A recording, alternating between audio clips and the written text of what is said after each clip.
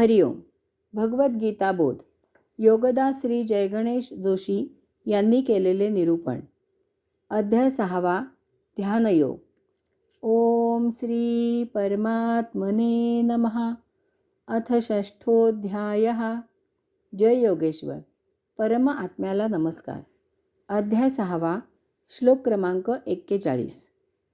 प्राप्य पुण्यकृतां लोकान् उषित्वा शाश्वती समाहा शुचीनां श्रीमतां गेहे योगभ्रष्टः अभिजायते. श्लोक क्रमांक 42. अथवा योगिनाम् एव कुले भवति धीमताम् एतत् हि दुर्लभतरं लोके जन्म यत् ईदृशम्. योगभ्रष्ट झालेल्याला पुण्यवंत लोकांचा दीर्घ सहवास लाभतो. असा तो शुद्ध वैभव संपन्न कुळात जन्म घेतो किंवा ज्ञानयोगांच्या कुळात जन्म घेतो. अशा प्रकारे जन्म होणे हे या इहलोकी अतिशय दुर्लभ आहे. येथे योगभ्रष्ट याचा अर्थ शीलभ्रष्ट, पदभ्रष्ट असा घ्यायचा नाही. श्लोक क्रमांक 37, 38 आणि 39 मध्ये ज्या शंका विचारल्या आहेत त्यांचे निरसन भगवंत श्री करत आहेत.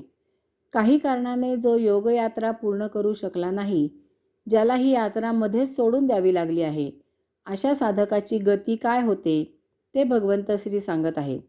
भ्रष्ट याचा अर्थ पतित असा न घेता दूर झालेला इतकाच घ्यायचा आहे. भौतिक किनारा सोडून जो कैवल्याच्या यात्रेला निघाला आहे त्याला जर मध्येच यात्रा सोडावी लागली तर त्याने केलेली ती थोडीफार यात्रा त्याला पुढील यात्रा सुरू करीपर्यंत एक चांगले आयुष्य देते. एवढेच नव्हे तर पुढील यात्रा सुरू करायला पोषक, प्रोत्साहन देणारे असे जीवन देते. असा साधक सर्वप्रथम म्हणजे पुण्यवंत लोकांच्या सहवासात आयुष्य जगू लागतो.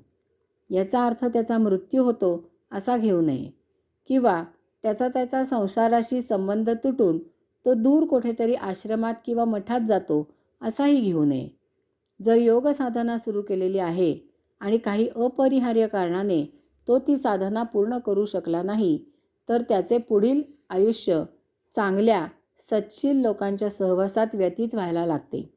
त्याच्यापासून पापी लोक आपोआप बाजूला होतात.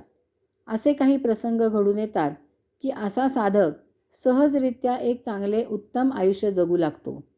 त्याला त्याच्या अर्धवट यात्रेत बाधा होऊ शकेल असे जीवन त्याच्यापासून तुटून नष्ट होते. अर्धवट यात्रा सोडताना त्याच्या हातून जर काही पाप झाले असेल तर त्या पापक्षालनार्थ त्याच्याकडून या अशा जीवनात तसे कर्म घडते. तो पापक्षालनार्थ उपभोगायचे भोग संपवतो, पापमुक्त होतो, मग उत्तम पुण्यवंत आयुष्य जगू लागतो. अर्धवट राहिलेल्या पुढील यात्रेला अनुकूल असे कर्म त्याच्याकडून होऊ लागते. असे आयुष्य जगत असताना त्यानंतर 2 शक्यता असू शकतात. प्रथम म्हणजे अशा साधकाला एकतर वैभव प्राप्त होते किंवा त्याचे सद्यस्थितीतील पुण्यवंत आयुष्य संपले असेल तर त्याचा वैभव संपन्न अशा कुळात जन्म होतो. त्याला भौतिक आयुष्य कसे जगावे याची काळजी राहत नाही. तो त्याचा संपत्ती मिळवण्याचा वेळ योग साधना करण्याकरता व्यतीत करतो. त्याला भौतिक संसाराची काळजी नसते. तो आपली यात्रा पूर्ण करायच्या मार्गी निर्विघ्नपणे प्रस्थान ठेवू शकतो. किंवा अशा साधकाचा ज्ञानयोग्याशी संबंध येतो. त्याला ज्ञानयोग्यांचा सहवास लाभतो. किंवा त्याचे सद्यस्थितीतील पुण्यवंत आयुष्य संपले असेल तर त्याचा ज्ञानसंपन्न ज्ञानयोगी असलेल्या कुळात जन्म होतो. येथे त्याची अर्धवट राहिलेली यात्रा पूर्ण व्हावी म्हणून पोषक, उत्तेजन देणारी जीवन प्रणाली असते. तो आपली यात्रा पूर्ण करण्याच्या मार्गी निर्विघ्नपणे प्रस्थान ठेवू शकतो.